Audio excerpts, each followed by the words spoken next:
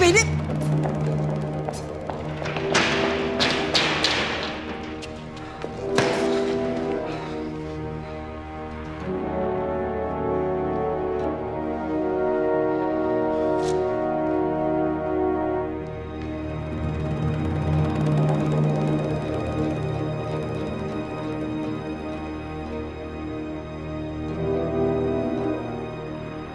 Kimsin sen? Ne oluyor? Nedir bizden istediğiniz? Öldürmem gereken insanlar var. Ne? Kimi öldüreceksin?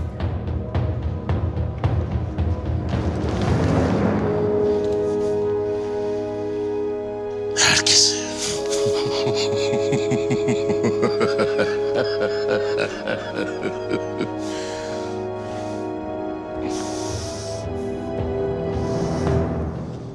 Herkesi öldüreceğim.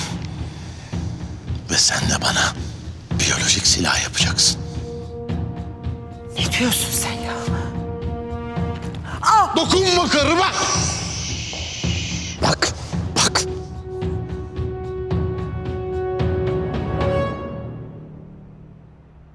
Büyük bir salgın olacak. Ak sıra tık sıra, sürüne sürüne can veren insanlar. Acı çeken, kurtulmak için yalvaran, çaresizce sürünerek ölen insanlar. Bana bunu sen vereceksin. Nasıl?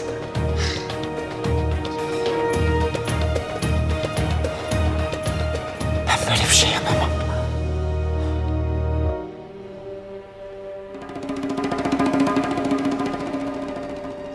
Şimdi ben böyle nazik nazik davranırken beni kırmayacaksın değil mi? Öldürün beni daha iyi. Ama o zaman işime yaramazsınız. Daha mantıklı bir seçenek var. Fuat! Fuat! Fuat. Fuat. Fuat. Hep birlikte oturup Fuat'ın böyle can çekişmesini mi izleyelim? Yoksa ben sana bir kere daha sorayım mı?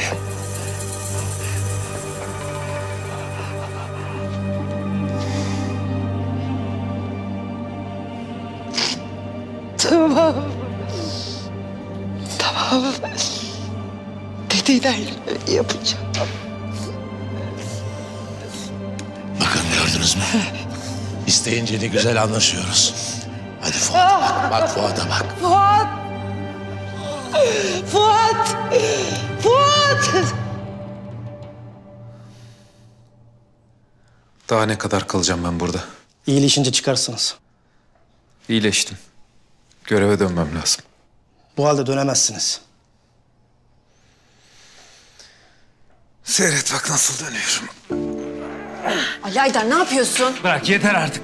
Hapsettiniz beni buraya. Saçmalama. Beyefendi, beyefendi sakin olun. Bırak. Ne oluyor ya burada? Bir şey söyleyin şuna. Çıkacağım diye tutturdu. Doktor bey, bize biraz müsaade eder misiniz? Peki.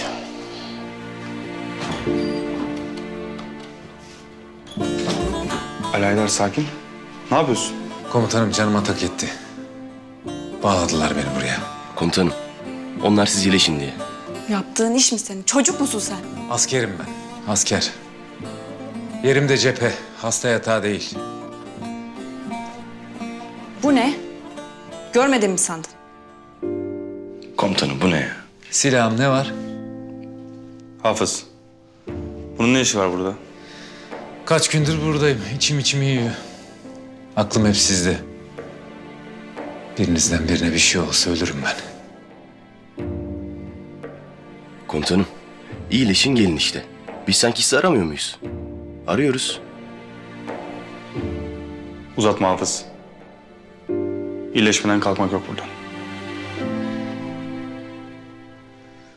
Eyvallah.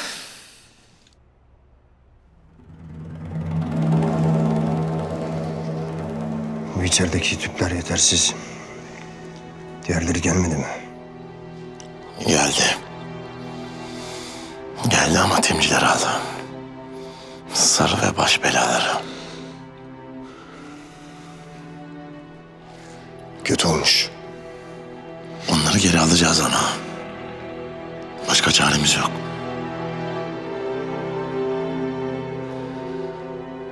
Nerede patlatacaksın? Karabayır'da. İlk deneme. Ön izleme. Gerisi İstanbul'da.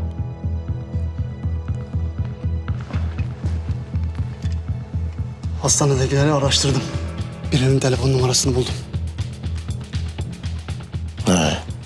Yardım eder mi? Sülalesini biliyoruz. Edecek. Ana.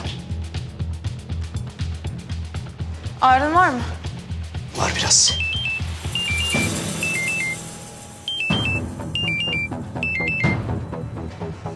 Alo. Alo. Beni dinle. Ben Çolak. Nerede oturduğunu biliyorum. Ailenin de nerede oturduğunu biliyorum. Anladın? Ne istiyorsun? Benim oradaki gözüm kulağım olacaksın. Kaç tüp çıkardılar? Nereye çıkardılar? Nereden çıkardılar? Nereye sakladılar? İlk ben bileceğim. Yoksa seni de, sülaleni de, 7 ceddini de tarihten silerim. Anladın? Tamam.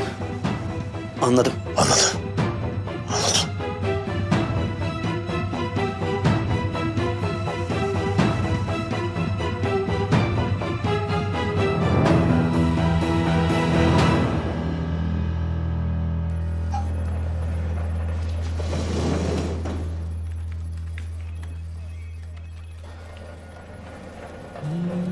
Aslanlarım benim. Hepinizle ne kadar gurur duysam az. Helal olsun. Yine canınızı ortaya koydunuz. Yine gözünüzü budaktan sakınmadınız. Ama düşman kahpe. Her türlü rezilliğe başvuruyor. Sakın başınız öne eğilmesin. Bu mücadeleyi biz kazanacağız. Bize düşen tek şey, kanımızın son damlasına kadar kararlılıkla mücadeleye devam etmek.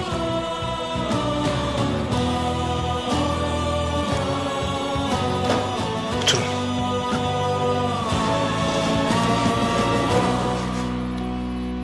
Komutanım.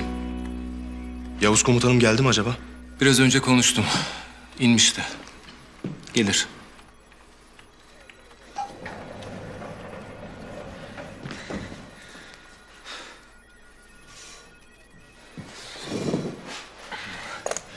Kusura bakmayın komutanım. Hallettin mi? Yasin çok çabuk çözdü sağ olsun. Polis arkadaşlardan da özür diledim. Tamam. Konumuza devam edelim. Komutanım Aydan'dan haber var mı? Çolağın elinde. Aramaya devam. İstanbul'dan çıktıktan sonra Düzce'de araçları değiştirmişler. Sınır dışına çıktıklarına dair bir emare de yok. Karabayır'dalar mı yani? Büyük ihtimalle. Bu herif çok büyük bir işin peşinde. İstihbarat, terörle mücadele hepsiyle irtibat halindeyiz. Bütün ipuçlarını değerlendiriyorlar.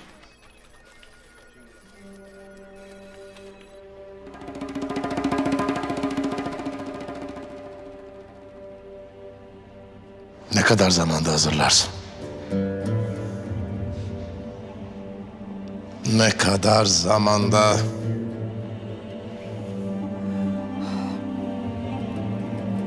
Birkaç gün sürebilir. O kadar vaktimiz yok. Şimdi her yerde seni arıyorlardır. Ama mümkün değil. Değil mi? Vah vah. Ne yapalım o zaman, ben Fuat'ın gırtlağını kesmeye başlayayım. Sen bize sonra yetişirsin.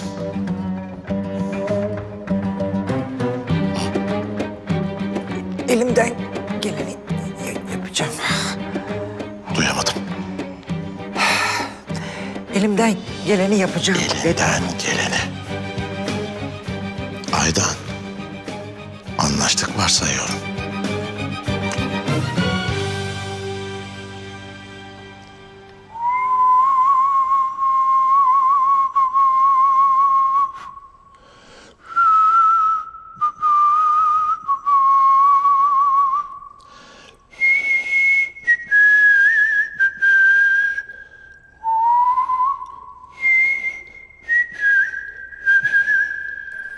Komutanım bir şey arz etmek istiyorum. Dün geceki davette birini gördüm. Aydan Hanım'ı kaçıran adamı. Adamın gazeteci Eylem'le bir bağlantısı olabilir. Buna da mı bulaşmış bu kız? Her taşın altından bu kız çıkıyor. Kimmiş bu adam? Bilmiyorum komutanım. Ama adamın fotoğrafını Eylem'in kitabının arasında görmüştüm. Tamam. Sen git kızla bir konuş.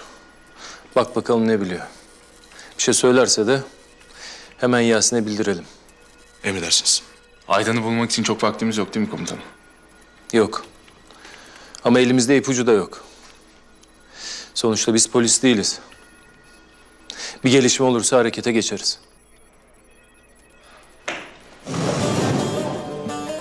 Allah yardımcınız olsun.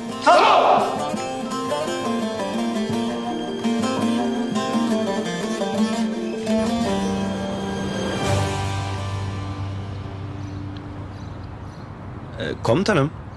Komutanım, Bahar Hanım'la ne yaptınız? Neyi ne yaptık? Yani arayı. Sana ne oğlum, magazinci misin sen? Yok komutanım, estağfurullah. O anlamda sormadım yani. Komutanım biz hastaneye gidiyoruz da Hafız'ı ziyaret etmeye. Belki isterseniz siz de şey yaparsınız, gelmek istersiniz diye size de söyleyelim dedik. Bir Hafız'ı görmem lazım, evet. Hem Bahar Hanım'ı da görürsünüz gitmişken. Bak şimdi ya. Tamam komutanım, sinirlenmeyin ya. Yani sinirlenmeyin komutanım.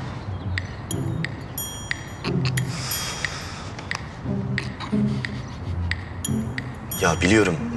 Çok ayıp oldu kıza ama... Söz arayacağım bugün. Tamam mı? Bak söz.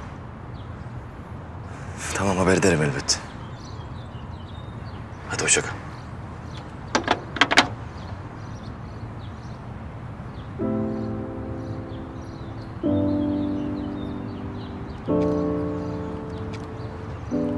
Yine ne sözü veriyorsun bakalım? Yok bir şey komutanım ya. Anlatsana oğlum ya. Vallahi yok bir şey. İyi bakalım.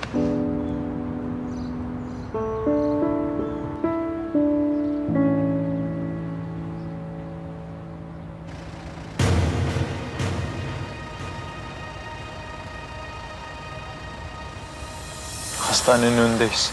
Tamam, haber bekleyin. İçerideki adamımız sizi yönlendirecek.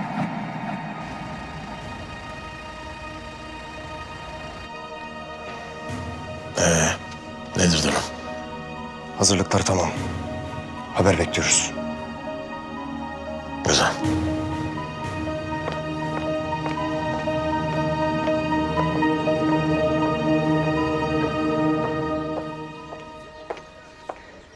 Selam.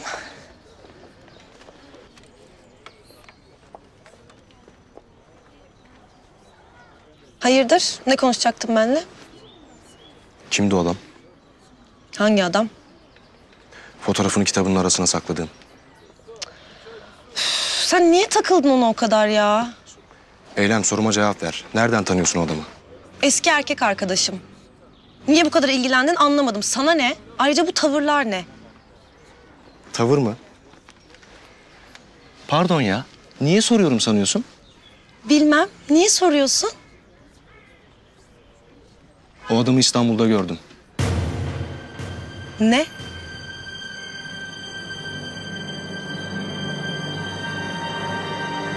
Daha çok işimiz var mı? 2 hastamız daha kaldı. Tamam, o zaman içeride bekleyelim biz. Selam. Selam.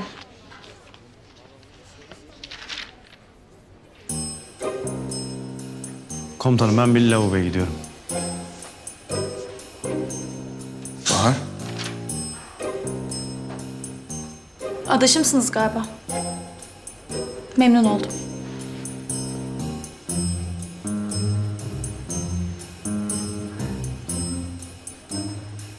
Ben de bir Hafız'a bakayım bari ya. Saçmalama ya. Ne İstanbul'u ne görmesi. Bir profesörü kaçırdılar. O herif Çolak'la çalışıyor. Ay sen iyice saçmaladın. Eylem, otur şuraya. Bana bak, haddini bil. Muhtemelen burada.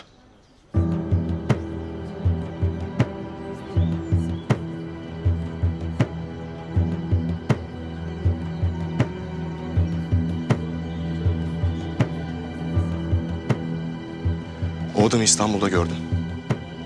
Görmekle kalmayıp dövüştüm. Şimdi burada olduğunu düşünüyoruz. Onu bulmamız lazım. Profesörü o kaçırdı. Sen ciddisin. Bir saattir ne anlatıyorum ben sana?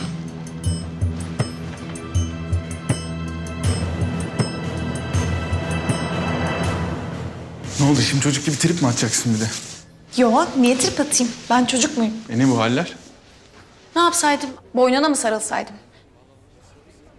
Kahramanım hoş geldin mi deseydim?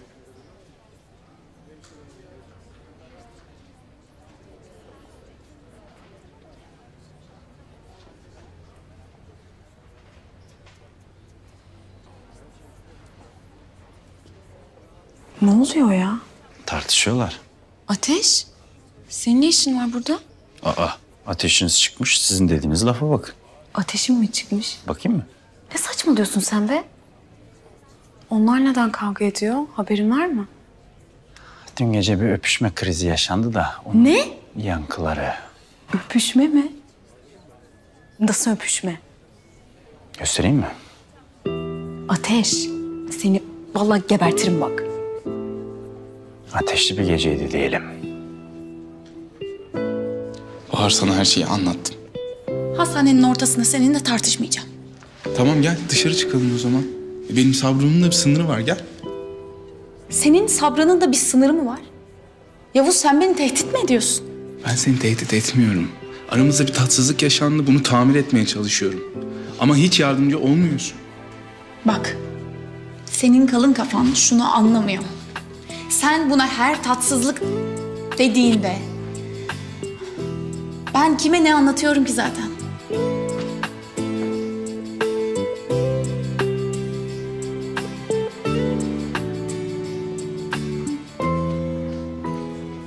Yavuz abi. Senin ne işin var burada ya? Oğlum sen hafıza bakmaya gitmedin mi? Komutanım tam ben gidiyordum görmeye. O sırada Nazlı hanımefendiyle karşılaştık. Sonra siz de burada tartışırken gitmek bana yakışmaz dedim. Destek lazım olur diye ben de gitmekten vazgeçtim. Ne kavgası oğlum? Kavga falan yok.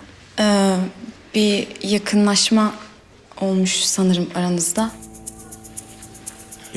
Durum şu ki komutanım, şimdi hanımefendi burada olan tartışmayı görünce yani ister istemez bir merakta bulundu tabii. Ben de ona bu öpüşme olayından bahsetmek zorunda kaldım.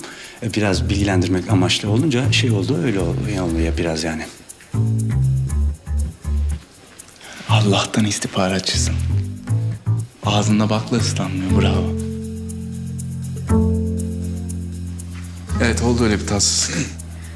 İşte sen bunu anlamamışsın Yavuz abi. Bu olayı tatsızlık olarak adlandırdığın için bozuk sana.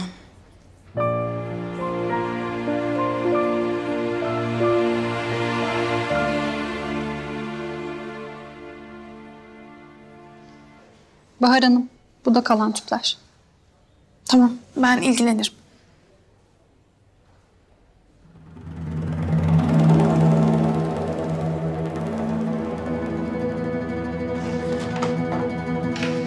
Hepsi burada, eksiksiz. Çok teşekkürler. Araba nerede? Aşağıda otoparkta. Çıkarız birazdan. Size iyi günler. Kolay gelsin. Ya Mücahit Bey ne yapıyorsunuz Allah aşkına? Ya tamam turp gibi bu adam. Doktor çıkamaz dedi anlamıyor musunuz? Ben çıkacak diyorum kardeşim. Yürü be aslanım. Vallahi şimdi doktoru çağıracağım ha. Vallahi yenge istersen Sağlık Bakanı'nı çağır. Ben hafızımı özledim ya. Yeter be kardeşim. Sanki adamın içinde bomba patladı ha. Patladı zaten. Ya ben mecazen dedim ama patladı değil mi ya? Hay Allah. Oo, Hafız ayaklanmışsın. Yok canım. Ne ayaklanması? Mücahit Bey zorla kaçırıyor. Oğlum siz manyak mısınız lan?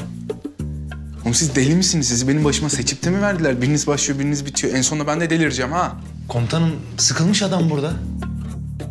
Kitap okusun, kitap oku Hafız. Kitap mı?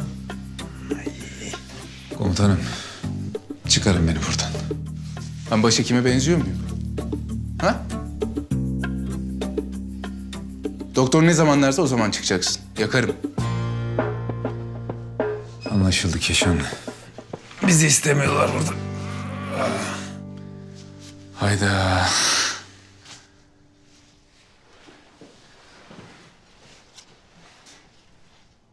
Hafız. Benim herkesten çok ihtiyacım var sana.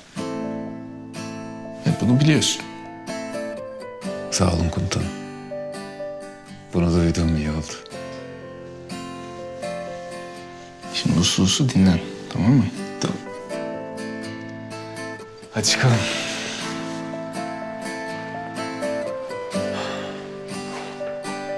Komutanım. Bari ben de geleyim sizinle. Biraz yürümüş olurum.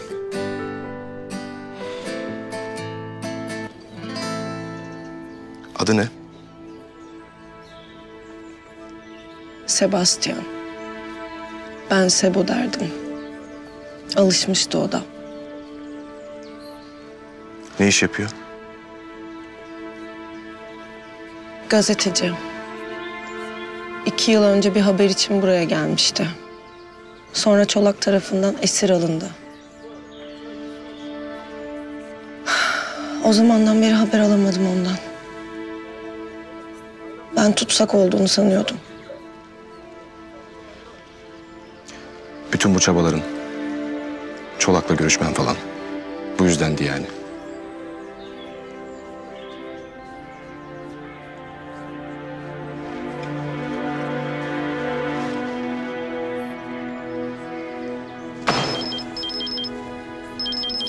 Efendim?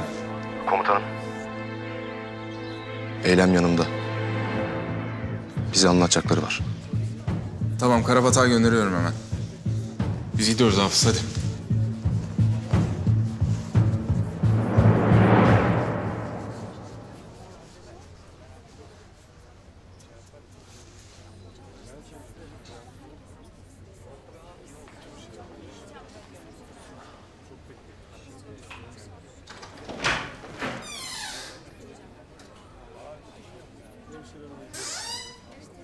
Tüpleri aldılar. Polisler götürecek. Kaç kişiler? 4 kişi falan. Otoparka inecekler.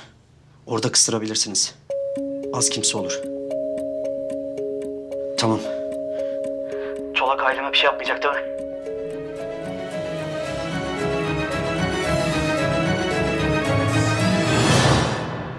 Tamam komutanım. Ben geliyorum.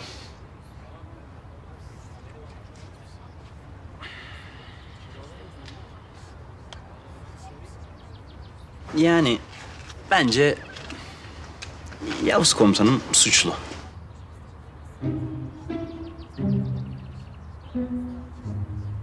Yani kızı öpüyorsun, niye geri vites yapıyorsun? Yazık değil mi o kızcağıza ya? O kızcağız da bir ana doğurmuş. Niye kızın duygularıyla oynuyorsun? Madem öptün kızı, git delikanlı gibi konuş. Yalan mı? Sen delikanlısın yani bu konularda. Bizde delikanlılık, sevgi, aşk, ihtiras hepsi sapına kadar. Allah'ına kadar Nazlı Hanım. Ölümüne. Ölümüne diyorsun. Biz doğuştan Mecnun'uz da kendimize uygun Leyla'yı bulamadık. Sana bir Leyla ayarlarız ya. İstediğin olsun.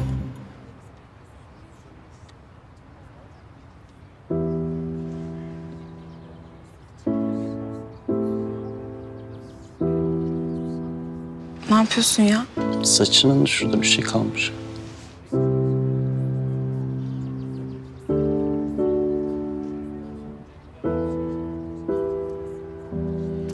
Ben gitsem iyi olacak.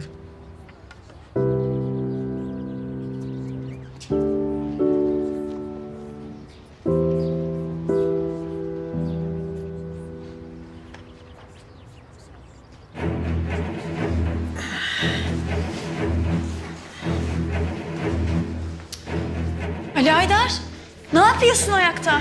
Polisler nerede? Gittiler. Saldıracaklar. Sen tuvaletteki adamı sakın kaçırma. Tamam.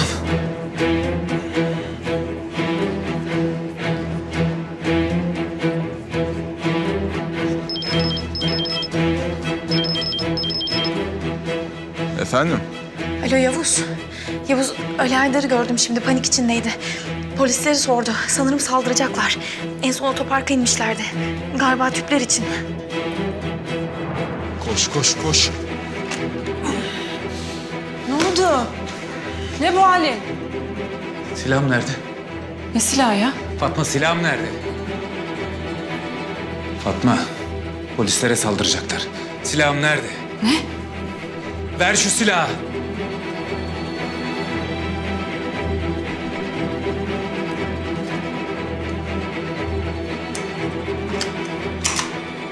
Bekle beni burada. Ali Aydar. Fatma! Merak etme. Kal burada.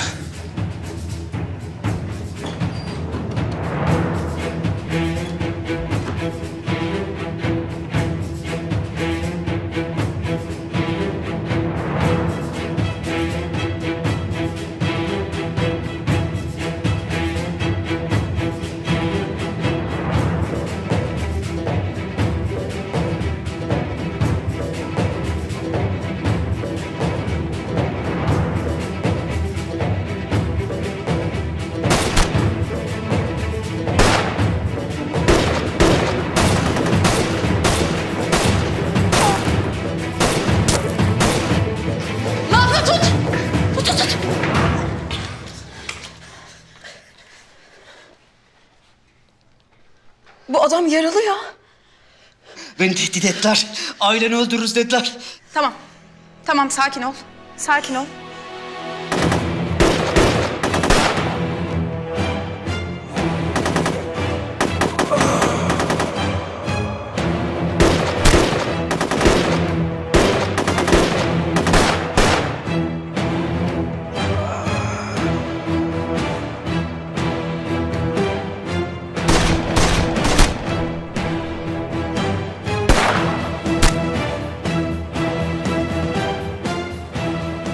Hafız, iyi misin?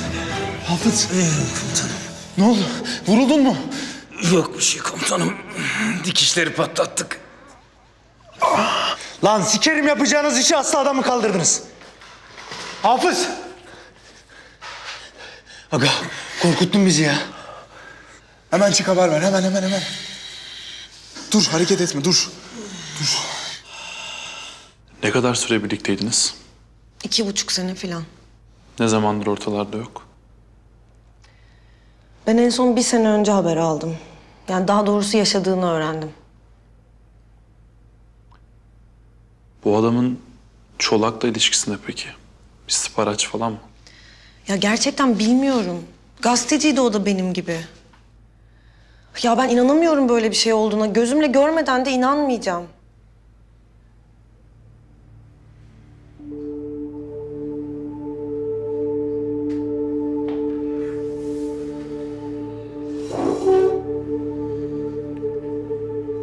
Hayat sürprizlerle dolu dayıoğlu.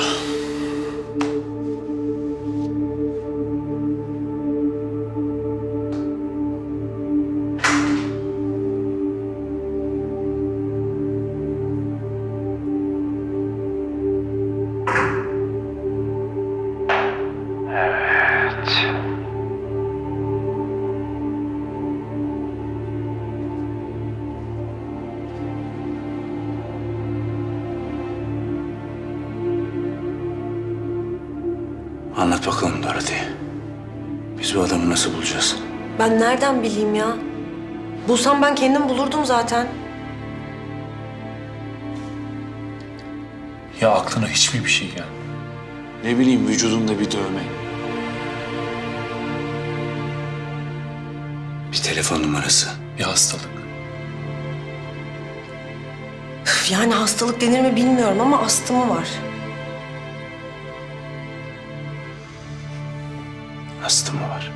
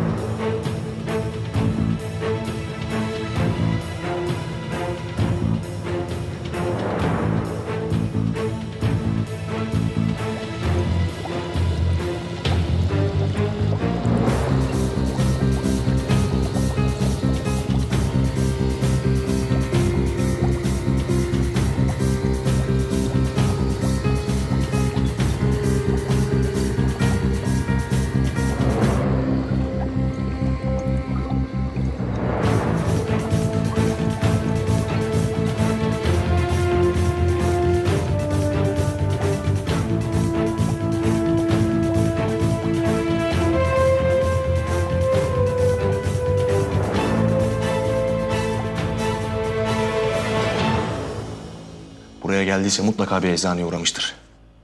Bu saatte sadece nöbetçi eczane açıktır.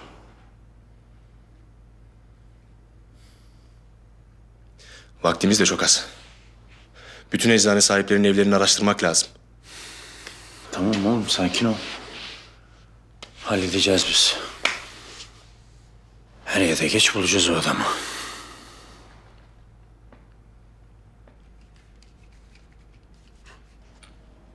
Kurtdereli. Bazen ne düşünüyorum biliyor musun? Bilmiyorum kardeşim. Ben de bilmiyorum. Sahi lan. Ben hiç düşünmüyorum ha. O yüzden kafam çok rahat.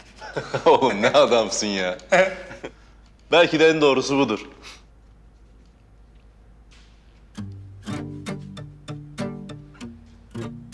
Feyzo değil mi lan o? Ne yapıyor orada? Bu bir işler çeviriyor ama. Anlayamadım.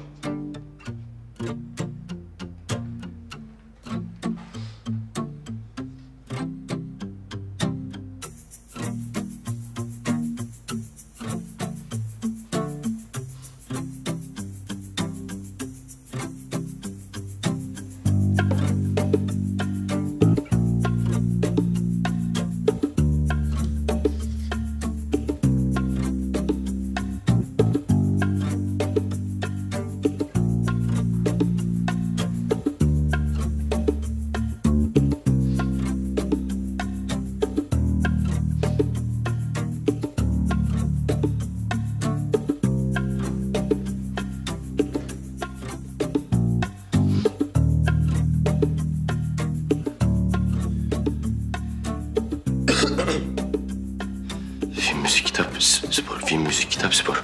Film, müzik. Haydi bismillah.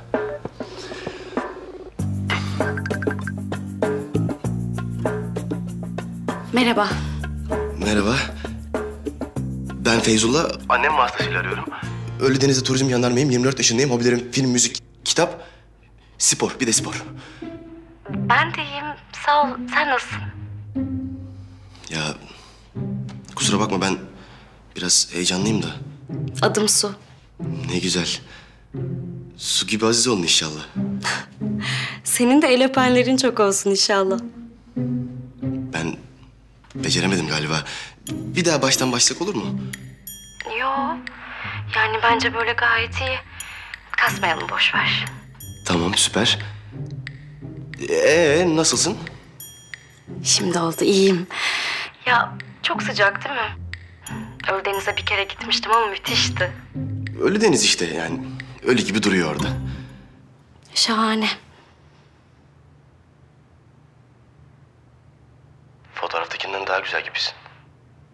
Teşekkür ederim. Sen ne iş yapıyorsun? Okuyor musun? Hı, okuyorum, işletme. Kimi işletiyorsun tam olarak? Ya sesin kesildi senin. Çok isabet olmuş, çok iyi. Komutanım sizi bekliyorum. Tamam 2 dakikaya geliyorum.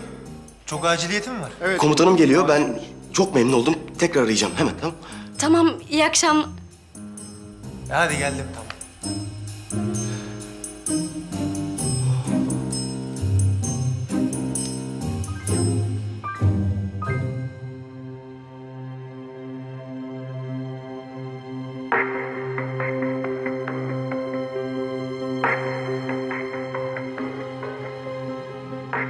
Hanımefendi, biz bu adamı arıyoruz da daha önce hiç bu şahsı gördünüz mü? Sizin eczanenize geldi mi?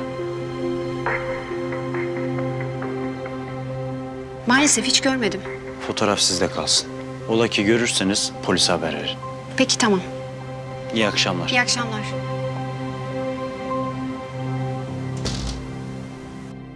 Tekrar selam. Merhaba. Ya kusura bakma, bazen burada çekmiyor da. Ya Feyzullah, sana ben bir şey soracağım. Senin rütben tam olarak ne? Uzman çavuşum. Uzman çavuş ne oluyor? Subay ve astsubaylar var bir. Evet. İşte onlar amatörler biraz. Ben uzmanım.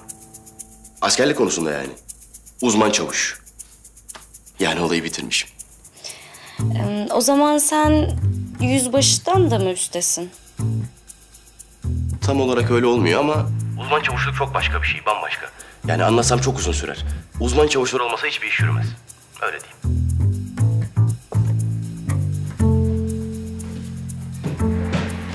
Hop. Merhaba yenge. Yenge. Merhaba. Tanıştırayım. Mücahit abi. Siz de mi askersiniz? Evet evet. Bak güzel bacım. Bak bu çocuğu kaçırma. Bey bir feyiz bir insan. Cesur desen cesur. Atılgan desen atılgan. Aynı zamanda kibar ve romantik. Bak bundan iyisini bulursan gel benim yüzüme tükür ya. Abicim bir müsaade etsen. Yalnız biz flört bilmeyiz ha. Seviyorsanız birbirinizi gideceğiz Allah'ın emriyle isteyeceğiz. Takacağız yüzükleri. Ha vermediler. Vurup sırtımıza alıp çıkacağız. Beyefendi pardon, siz neyi sırtınıza vuruyorsunuz? Ablacığım sen sevmiyor musun bu çocuğu? Biz bugün daha ilk defa konuşuyoruz. Ya ne olacak ya? Benim anamla babam evlendikten bir hafta sonra tanışmış. Gül gibi geçinip gitmişler yıllarca. Ya sen seviyor musun onu söyle bacım. Bak sen bize bir işaret ver, biz gelip kaçıralım seni. Yani maksat sevenler birleşsin. Feyzullah iyi akşamlar.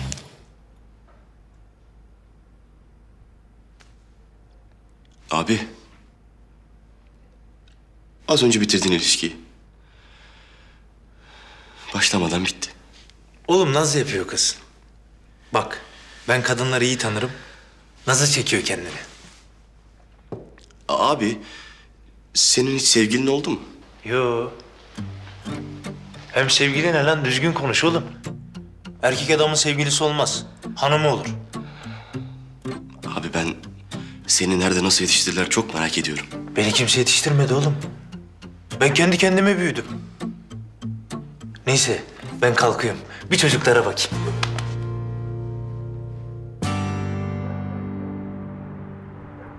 Hiç tanımıyor. Tamam. Hatırlarsan falan polise haber ver. Tamamdır.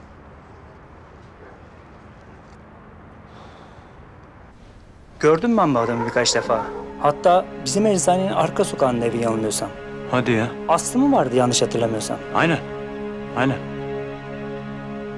Bak usta. Bu adam terörist. Çok önemli birini kaçırdı. Bizim bu adamı bulmamız lazım. Bu adamın evini, barkını, yurdunu biliyorsan ne olur söyle bana. Vallahi evi nerede bilmiyorum. Ama bizim dükkanın arka sokağında. Eyvallah. Bu da bir şey sayılır. Sağ olasın.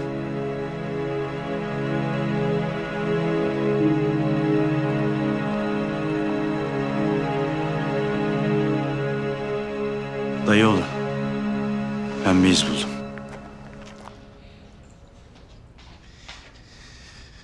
Evet. Başka köfte isteyen? Vallahi harikasın baba ya. Şu ülkede benden güzel köfte yapan varsa buyursun gelsin. Ver hadi, ver.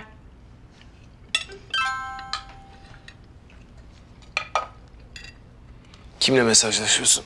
Bahar ya. Bir uğra kahve içelim diyor. Söyle buraya gelsin.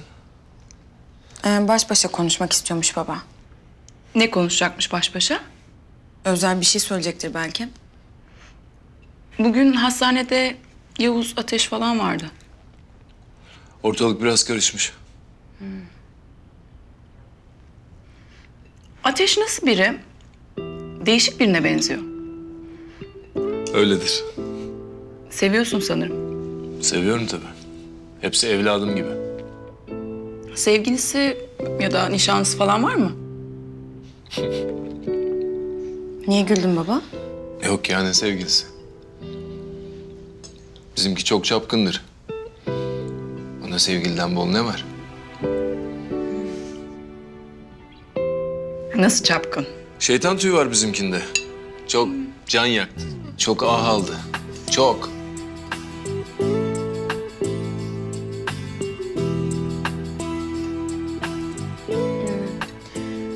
Ben müsaadenizi isteyeyim. Baba Bahar'da bekliyor hem. Gidebilirim değil mi? Git ama 1-2 saat kal. Gecikme tamam? Tamam. Yemeğin daha bitmedi. Doydum anne ben ya. Afiyet olsun size.